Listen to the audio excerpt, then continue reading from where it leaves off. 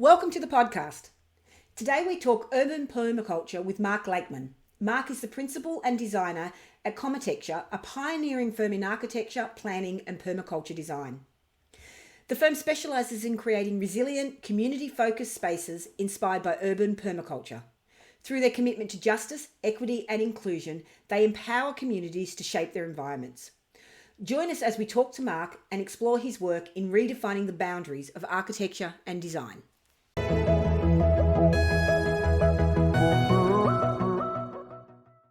Hey guys, welcome to this week's podcast. And this week we're talking from Mark Lakeman, all the way from Portland. So Mark, tell us a bit about yourself. Well, I'm a very passionate and tireless individual who has been transformed through my decades of dedicated community activism. And the things that I love to do the most in that sort of in the spectrum of my work is to bring design, skills, staff, resources to communities that would otherwise never have access to design services. So, that's on one end of the spectrum, and on the other end of the spectrum, I'm working with the Larry Ellison family right now on a remarkable project that is transformative for them. So we're really working across the spectrum, and we're not turning anyone away, no matter how much money they have.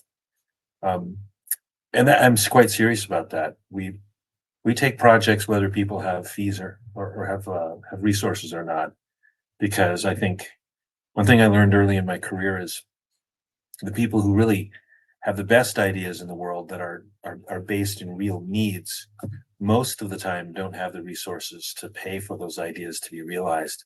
The ones that can save the world don't necessarily come from people with resources. In fact, in my career, early on in my career in big corporate offices, I would see people kind of come into those spaces and say, yeah, I've got all this money, I want to make even more money, and my strategy for doing that is to destroy this piece of the world over here. And then our firms would say, yeah, great, we'll help, we'll give you a proposal for that. I mean by that, the idea of designing some gigantic corporate office park out where before there were, oak savannas or, farm fields or something, and nobody hesitated to support that displacement of native ecologies and just proceed to plow the world under there. And so we don't get people coming to us for that kind of behavior. We repel them because of everything else we stand for. Anyway, I'll stop. That's enough. This is enough of an intro. Awesome. I've been involved in a lot of developments with eco villages and eco hamlets and things like that. And I've also been dipping my toe in the water with a lot of developers. A lot of developers are coming to us these days for help and assisting. And one of the things that I come up against with developers is they want to put as many keys, as many keys on a property is what they call it, because the more keys, the more profit they make out of it. And so how do you think we can change that thinking to get guys to make the same sort of profit out of these developments, but make them more sustainable? Yeah. Well, let's see. I run multiple tracks on that answer all the time. One of them is that the projects that we actually are accomplishing with conscientious developers that are trying to strike an appropriate density and an attainable price point, they themselves, they know that they're examples for other people to pay attention to. So when we're participating with them, we do the best we can to try to elevate their profile, their stature, to talk about them. And before COVID and now picking up a bit since COVID, I used to travel relentlessly talking about different kinds of initiatives to sort of shift the middle conversation and really daylight these best examples. So on one hand, there's real projects that are happening that you can point to. They're really good stories that we just try to get told as widely as possible. So we try to broadcast the story. And then, for my part, because I teach a permaculture course, the projects that I do with my students aren't just some kind of sort of like homestead scale or farmstead scale. We try to get our students involved in an urban application of permaculture. So we look at multifamily housing and how we can either design it in a new way, or usually we retrofit. Sometimes we actually approach a developer who's working on a current project, and we ask if we can have the current state of their plans. And then after our design cycle is over, then we come back to them with this kind of really sparkling reinterpretation of their design. All their footprints are essentially the same because they're not going to radically revise the logic of their essential master plan, but we're showing how they can retrofit it to become more, energy efficient, more productive in terms of some kind of agricultural aspect, more conducive for native species, where they might be able to locate on-site water remediation or water catchment, and everything that we can basically integrate from the permaculture course that we're teaching. And then we hand that to developer. And it's really, I hope that when there are some people that are listening to this that are going, oh my God, of course, like instead of just attacking them and calling them names all the time, which only builds walls, like coming to people with a creative suggestion is always a better idea, because they may not even know what you're talking about. And if you're offensive, they may not even care to hear what you're saying. But if you come to them in a respectful way where you're offering to make your suggestions more clear so that they can actually look at it and relate it to what they're doing, that you're going to be more successful. So we practice some pretty creative strategies like that. And then I'm involved in advocacy. My favorite developer is actually, he's so creative and successful at helping the entire region meet goals for increased density, but at the same time, resilience and livability, that they've put him in charge of design review now. So his work that we do with him, most of the multifamily work we do is with him. And he's just so creative. He's so great at showing people how you can actually make a profit while leaving a legacy that's worthy and actually inspires people to also adopt new practices. His name is Eli Spivak, and you can find him at Orange Splot LLC. And most of his projects he's got some sort of gallery and a set of stories up there about a whole bunch of the work we've done with him. So that's a bit of the answer as far as I'm concerned. New policies, advocating at the state and the city level, testifying, helping to craft new ordinances, that kind of thing. We're really lucky in our region because our whole region is moving together to achieve values and goals that we've agreed upon. So we're really lucky to live in this great cradle of creative innovation. That's the real story of Portland, Oregon. That's who we very much still are. Yep. Yeah. So when you say multifamily homes, tell us a bit more about what does that mean for a multifamily home? Yeah. Okay. So let's see. The co-housing that we do in the city of Portland is always an infill version. So as opposed to most eco-villages and co-housing projects going away from the city in order to find cheap farmland that might be zoned so that they can actually build multifamily housing, what we do is we do it in the city.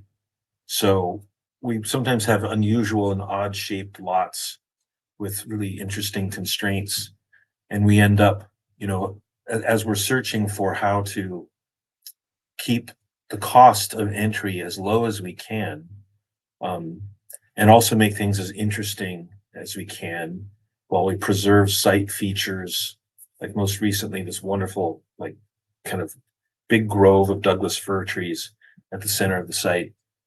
We're kind of working out how all of these features, like common spaces and workshops, community bike sheds, community office space, apartments that everyone can share for their visiting relatives, and big community houses for common dinners and stuff. All that, it contributes to the cost of each individual family unit. So naturally, in order to keep costs down, we have a variety of strategies. One of them is we build really small units, like as small as 400 square feet. So, by making it just simply smaller, the price goes down to some significant extent. But then, of course, we have duplexes and triplexes, and that model repeats. But then there's all of these ways that the buildings end up being quite unique. Like we integrate into all these kind of porch features and plate connections of structural members. We take recycled metal materials and we sculpt them into fantastic shapes, beautiful kind of designs that family kind of culture can relate to, especially children. So there's all this exuberant, colorful stuff that's happening in the otherwise vernacular architecture. And the spaces are, between the buildings are just abundant with, planted gardens and perennial food forests and on and on, just this wonderful spectrum that you would integrate. But through the repetition of the units, we're able to keep costs down. But it's not just that.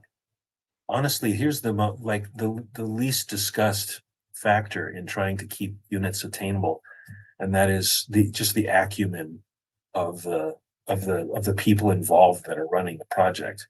So I mentioned Eli, and he plays the role of developer and of contractor, and he's just so innovative and so insightful that he finds efficiencies and he manages a timeline so beautifully that it results in a project that actually looks like what you said it was going to be, like it performs better than you even said and comes in at the cost that everyone was anticipating.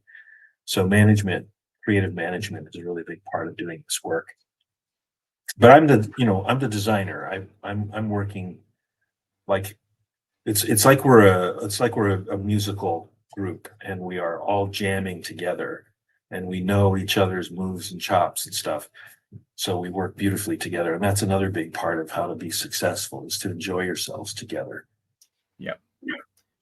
Yeah, get a good team together and make some good things happen. Yeah. Okay. So with the multifamily homes, like with these external students and shared common areas, what sort of real world sort of challenges have you seen people have with those moving forward, living with them? And Yeah, there's ways to do it really well, and then there's ways not so well.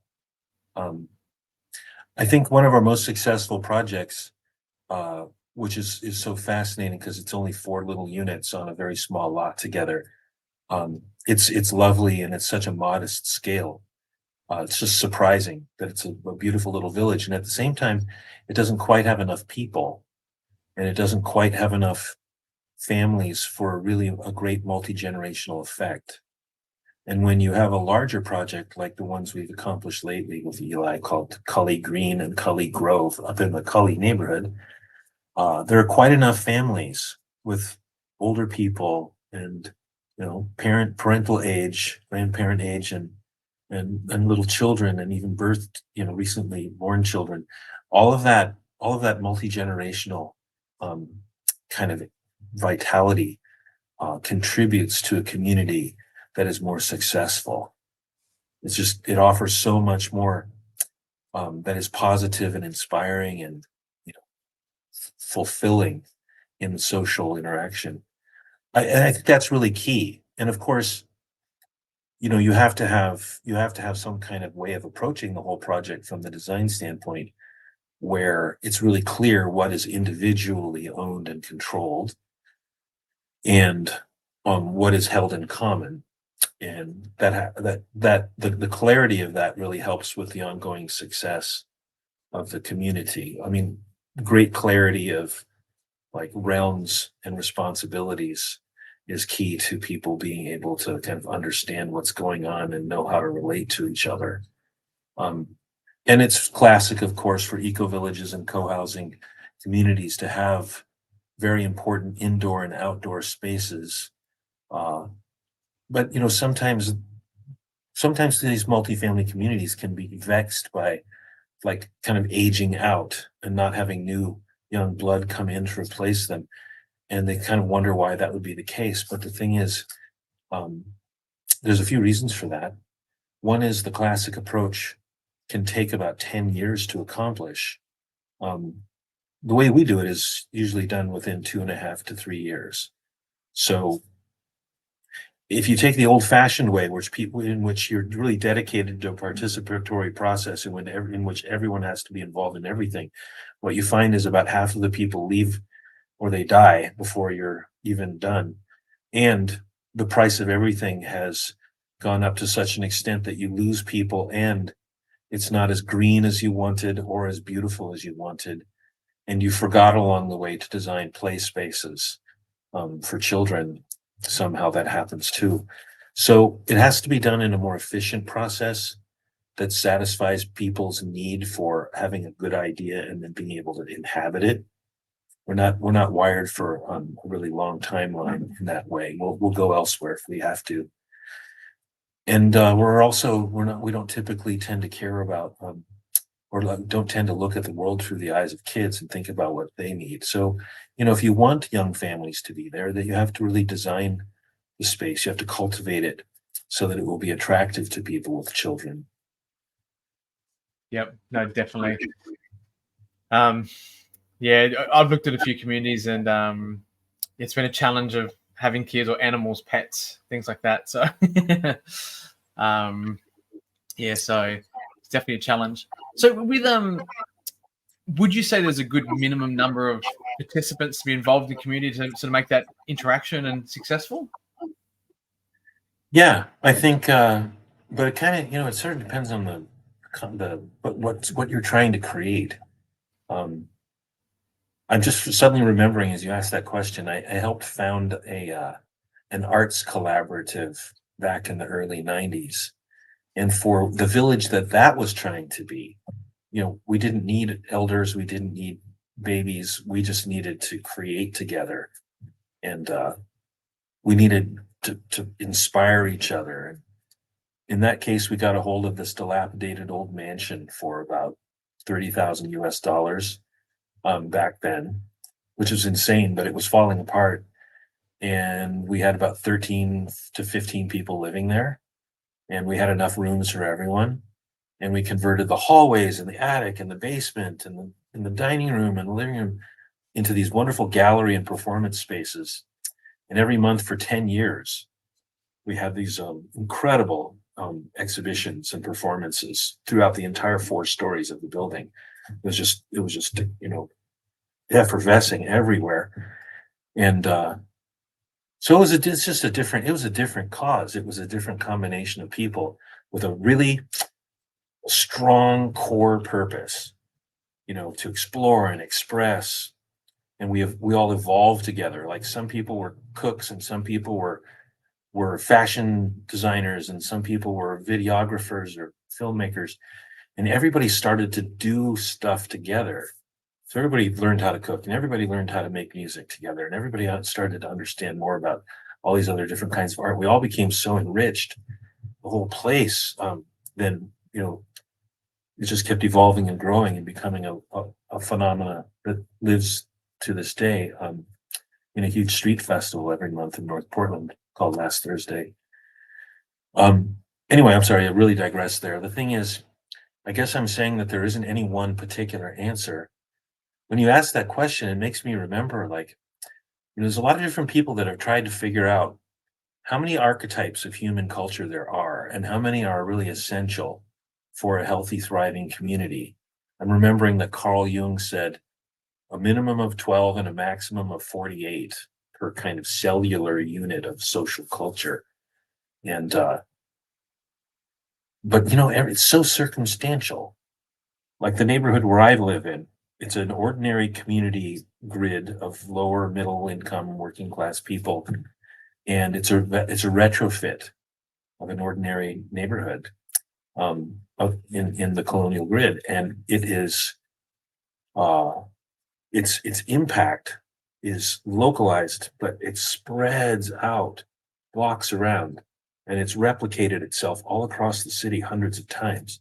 So people across the city of Portland are revillaging their neighborhood in a very similar way to basically take the streets and turn them into community gathering places filled with art and celebration and permaculture in the form of food forests and gardens and stuff.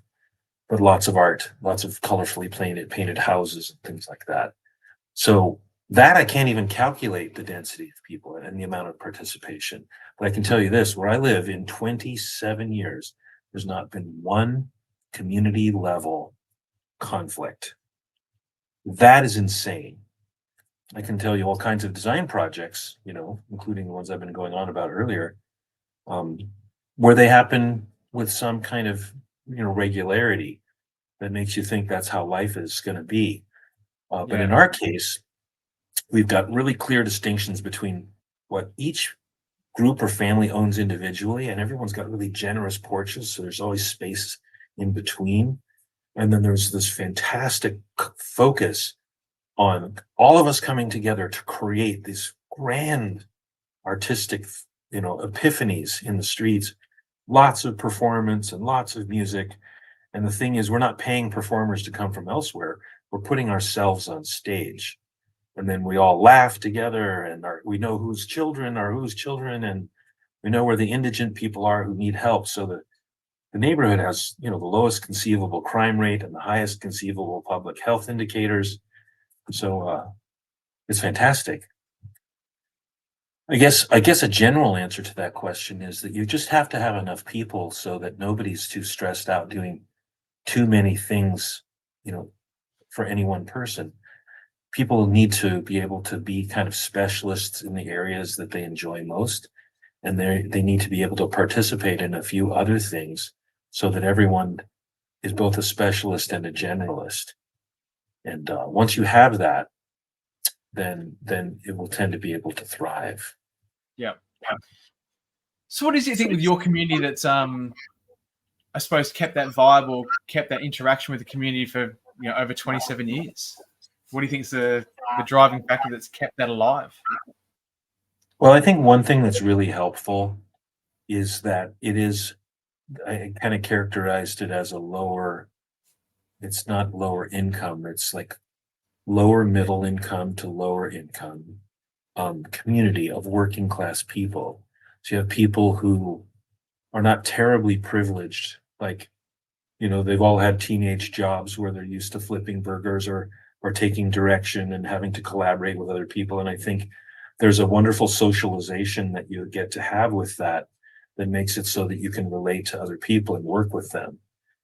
So I think that's kind of the basis. We're a group of people that are used to being able to do things. If we have an idea, we can do it. We don't have the money to pay someone else to do it, but we have the money to figure out how to do it for ourselves. So everyone's very capable. They're all very action oriented. I think that's the cultural strata that we're in. So that makes us more capable of thriving together than people who have more money than we do, but they've never had to work with or for other people. So their socialization is more separate. I've been psychoanalyzing this all kinds of situations, because I live in all these different circumstances, and I also design with all of these different combinations of cultures. And so I've been trying to figure out, I try to figure out what's happening in each case in order to make the best design decisions that I can. I think it helps that we're working class people and that we're multi-generational. We have a very humble architecture in our neighborhood. So the cues of the neighborhood are not ostentatious. Like, these are very humble homes without a lot of style, but they all have big porches. So the architecture is all sort of saying stuff about people being welcome, and there's places for people to be together. And that helps a lot. Yeah. It's so you've done a lot with straw bale, and I've talked to a lot of people this with hemp and straw bale, and I find that especially in Australia, it's not a real big thing. Most straw bale houses are built by groups of people coming together.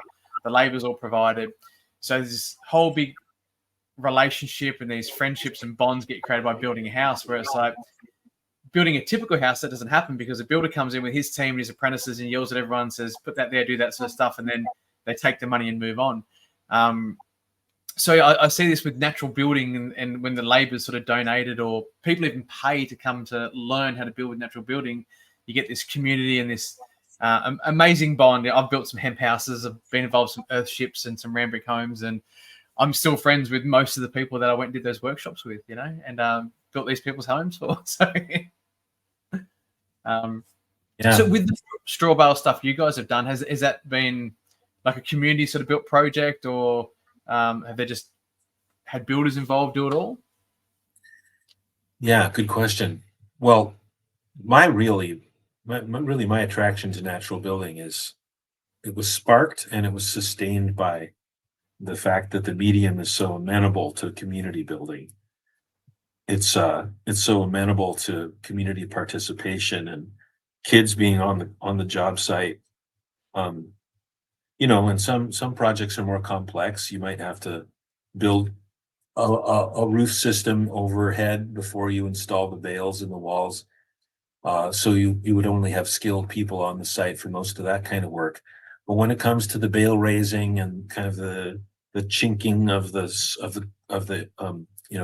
cob or the plaster in the voids in the straw, all of that is amenable to a big joyous party, a big bale raising. I actually tend to tailor a lot of what I am involved with toward restoring the phenomena of a barn raising experience for people. So I find that that's possible in most natural building projects. We certainly have done a lot of straw bale, and we've done a lot of straw clay. In fact, we got the ordinance passed in Portland. Well, let me just step back.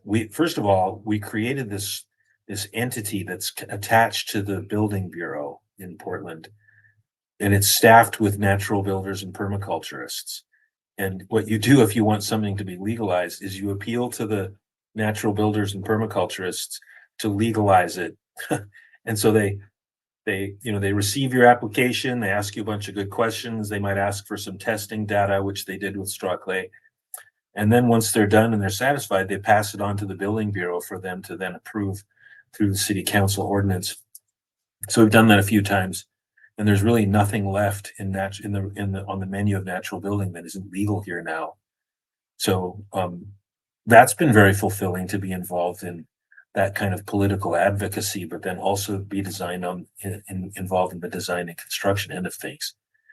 So straw clay is legal now, and we've done an urban earthship with straw clay. It's a retrofit of a historic garage, actually. So there's a lot of layers to the story that are great. But straw clay is a great community building medium where people can get muddy and laugh together and carry big things in their hands and sort of dump them and stuff them and tell stories and sing songs at the same time. And I just gotta say, I gotta step back and say a little bit something about where I'm coming from. I worked in these huge corporate offices, and I was designing vast tracts of the future of Dallas and Houston. And I was designing skyscrapers about this tall on this model, very long model. And we were creating this avenue of giant phallic skyscrapers and making decisions really from a developer's point of view, like stacking up square footage and trying to calculate the economic outcome of all of this. And it was something personal for various reasons, mostly that there was a huge toxic waste cover-up in this firm where I was working. I just disengaged from all of that and decided I wanted to go afield and get some more perspective before I came back to a design career. I'm so glad I did that. I spent about 7 years traveling to different village circumstances around the world. When I came back from all of that, I was so filled up with inspiration and a whole different sense of what design could mean, what participation could mean to a community. One of the things I understood was the way that we do things in the Western Hemisphere, really from top to bottom, except for persistent indigenous cultures that somehow are managed to be apart from all this mania. The idea that you design a landscape as a commodity and as a product, it creates antithetical outcomes, antithetical to the whole reason why we build culture. What I love about natural building is that it rejoins people and placemaking together in such a beautiful, visceral, intimate way. And so when I came into contact with the story of the natural building culture, I was immediately attracted because of all these villages that I have visited. I was already kind of exposed to the idea that, well, as one man said to me, this was actually in Oregon, a native tribe here. He said, you guys aren't too different than us. The difference is, the reason why we've been here for thousands of years successfully is that we integrate economy and ecology in a very simple way. we just ask ourselves at the start of the day, how are we going to get our kids involved in what we do? And that causes us to create a full spectrum integration of all these things that are, you do because it matters. So getting our kids involved, our economy and our kind of economic principles are all wrapped around nurturing our next generations. And of course, you're honoring previous generations at the same time. That's just part of what you're doing. And he said, if you guys could just remember that, then everything would be okay. But that's a key piece that you've forgotten. So in that case, they're not driven by commodification. We're driven by commodification, and it tends to leave so many things out of what human beings need in order to thrive. Yeah. So, our big project here in this city is to retrofit our entire city with all of the kinds of spaces and functions and activities that human beings really need in order to thrive through the roof. And our hope is that Portland, Oregon will be such a shining example, in our own right, that will inspire people everywhere to do what they can do in their own way where they live on their own terms. So nobody's copying us, but they're like, damn, look at what they're doing. And it's been working like that up until the pandemic and the Trumpian attack upon our town. But we're not down. We're not down for the count by any means. We're still the most participatory, ecologically expressive culture of all North American cities. So it's really exciting. If anybody wants to come from Australia or anywhere else to visit, just let me know, and I'll take you around on a tour and show you what we've been doing here. Sounds good. Yeah, we're Lismore's in a real rebuild. What are they doing at the moment? Because it's a flood town. They thought they'd stop the floods, and the last 2 years we've had two of the largest floods we've ever had. So and with the weather events, I think they're only going to get worse. So yeah. So definitely, yeah, we could probably send some of our councillors over there to come hang out and get some ideas. And so with your city repair project or the other stuff, so what's some examples or some motivation you think that you could give us advice on of how you've retrofitted the cities and made them more communal and people more interactive? Because these days, I suppose for me, like I look at on Facebook, you see a lot of we have, I think it's called Lismore Connections or something, and everyone's on there hating each other and giving each other a hard time, but you just don't see people around the streets connecting. So how do we get people out of those online groups into real world connections and spending time together and create these spaces that encourage that? Yeah, great question. I'm so glad to be asked that question. I can remember at the onset of the internet how people were so excited at the idea of connecting, and I remember really vocally expressing my apprehension that if you're leaving out body language and you're leaving out being present with each other and you're reduced sometimes only to text, that doesn't really, in so many ways, that doesn't really count. I'm glad to be talking about it now, especially because so many people are disaffected by some of the outcomes in social media, especially. Okay, so here, what we're working on to answer that question, here's a couple of really great examples that I have spent a whole lot of time on.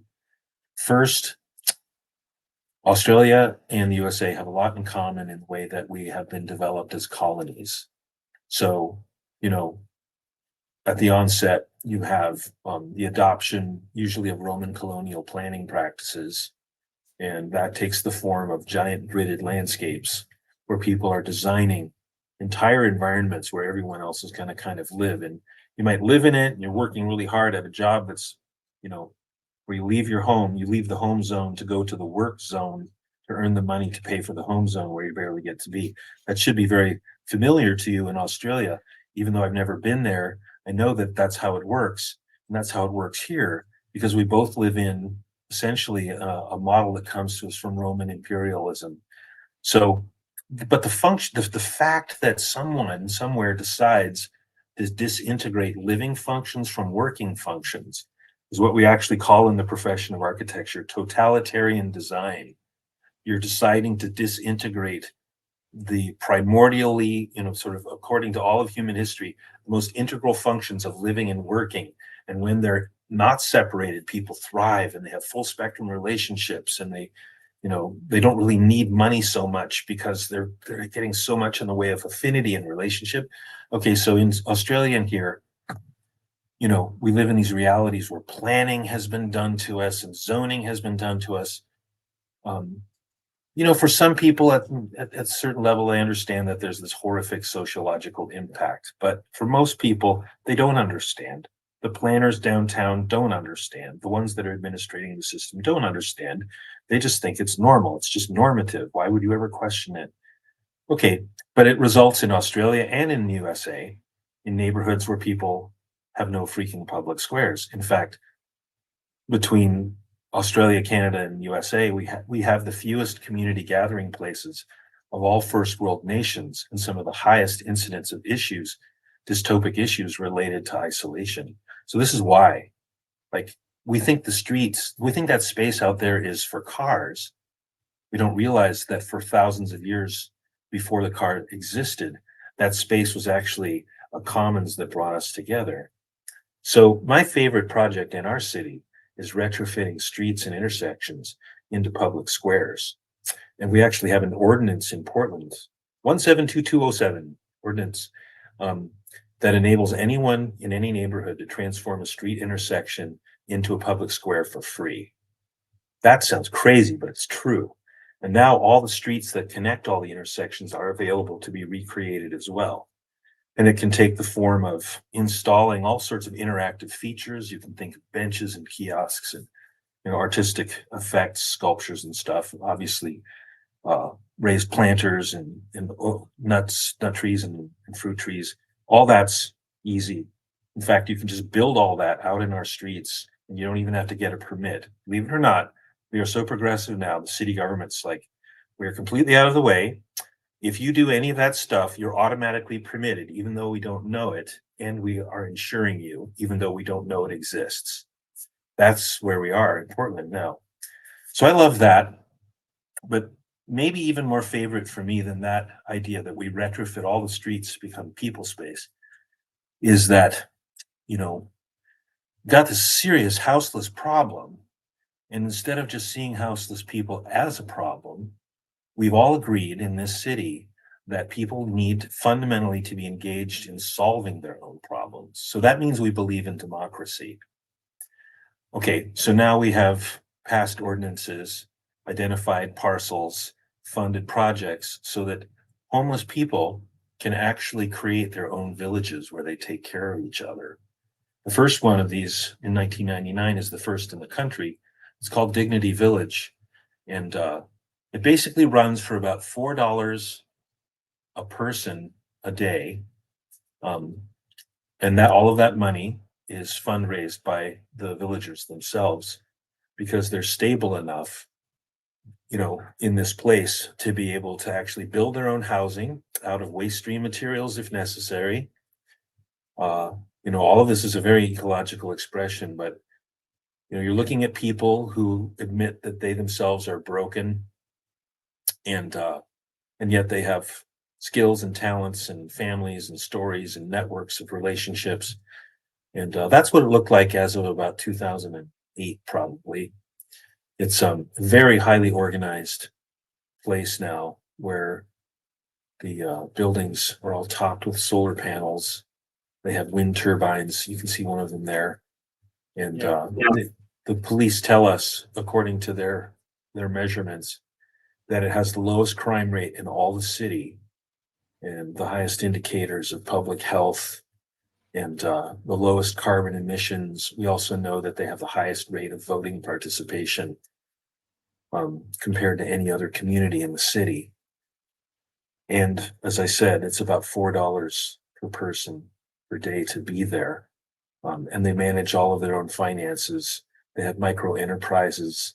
They have cooperative relationships with proximate neighbors and businesses. This is the flagship for the country. And this is the one that's really inspiring replication all across the continent. And there's several more of these in our region, in our city right here. And some of them are actually funded by very conservative local municipalities like Oregon City that began by just working with homeless veterans in order to create a version of this kind of village. This is every inch permaculture. And, when we're talking about kind of the off the grid tribe, I think this is one of the best examples of self-reliance that you could possibly point to. It's really, it's people deciding that they will exist because nobody else is helping them. It takes them sometimes defying the law just to create a project like this, to change the law. So this is a legal thing now. This is actually a legal, you might call it a hole in the paradigm, because it upends all kinds of assumptions about how human beings relate to land, the value and worth and functionality of homeless people. The main thing is what homeless advocates know all over the place is that, these people still have values and they can be contributing members of a society, but they need to be stable long enough to get off of drugs, maybe to get a job, to have a shower, being able to be somewhere long enough to just get a regular shower and have access to a telephone and maybe a computer so you can try to create a resume or write a grant or something, apply for a job. This thing costs a 25th of what you might compare this to, which is a government-run shelter. Government shelters are more than $100 a night per person, all subsidized by taxpayers. And this project is completely self-funded and costs a paltry fraction of the government shelter and outperforms them in every way. Yeah, no, so definitely there's a lot of things. I was actually talking to my wife about this other night about a couple of projects that we're looking to get involved in. I said that the prices, I think, purely because there's government money in there, that the prices are so much higher when it comes to doing those projects, because there's funny money you can charge extra, and that's what a lot of people do to, they know they can, the government will pay. I was watching some statistics the other day about the airlines, of how ridiculous is the part supplies to airlines just overcharge and charge so much because it's a duopoly. Basically, there's two organizations in the States that build planes, and that's it. So and not many competition in there to sort of supply the parts, so they just charge a fortune because it's all the choices they have. So government funded things are definitely not the best way to run things a lot of the time. It's true. I see the budgets on some of the projects that happen in this region, and then I look at what we've been able to accomplish with a lot more participation by the community, and it's kind of shocking. I mean, we can do so much more with so much less. Yes. In the case of Dignity Village, it really helps that they actually have access to that site without having to pay down a mortgage. So the entire community, it doesn't start off with this gigantic burden upon them that forces them to just work all the time in order to pay for their space. That's a really helpful aspect of it. Yep. No, definitely. So, mate, awesome. Mate, I could keep talking all day about this, so I really appreciate it. But I think we've come to our time there. So, mate, is there anything to leave people on to think about? There's one thing they're going to go out and change or implement in their life, or what would you suggest? I would say, what works for me to get up in the morning and charge out of bed ready for another day is that my mindset. I'm really lucky, and I encourage people to consider this for themselves, is to just be excited about the fact that we're here, and to look at challenges in the world as these great creative opportunities. And that can take the form of so many different dimensions. It's physical, but I mean, ultimately it's your destiny. What are you going to do with the life story that you have? And I guess in Portland, what I'm so excited about is that as a community, we've gone to the horizon of what we saw was possible. And then once we got there, and before you get to that horizon, there's always people saying, no, that's impossible, because they don't see the potential that you see. So as a city, we've gone to these boundaries, and that enables you to see the next horizon. And I think it can be, like, if you can become a culture where you are inspiring each other to innovate and to test ideas, then you can be excited to get to the next horizon and the next horizon and see how far you can go with the life that you have. And that's what gets me out of bed. I'm excited about these challenges. And some of them are tremendous, and others are actually forgotten now because we have gone so far beyond them. So I would just challenge people to have an abundant mindset and do what you can see as possible, and then learn, and then see how much more you can do. And you never get there unless you get going toward the things that are right in front of you already to do. No, that's it. That's it. Yeah. So we're definitely going to encourage some of our local members of parliament here to come to Portland, and you can teach them a thing or two. All right, Mike. Awesome, mate. Thank you. Appreciate it. Thank you. Have a really great day. You too. I hope you enjoyed this episode and found the content educational and inspiring. If you got something out of it and you think you know someone else that would actually also enjoy it, we'd really appreciate if you could share the link with them and encourage them to check out our channel. And don't forget, you can join the Off Grid Tribe podcast for free, where you can actually ask and interact with myself and also our guest speakers. So jump over today to offgridtribe.com, register yourself an account where you can actually have a conversation with myself and one of our guest speakers, and we can continue the conversation there. Together, let's embrace the power of sustainable living.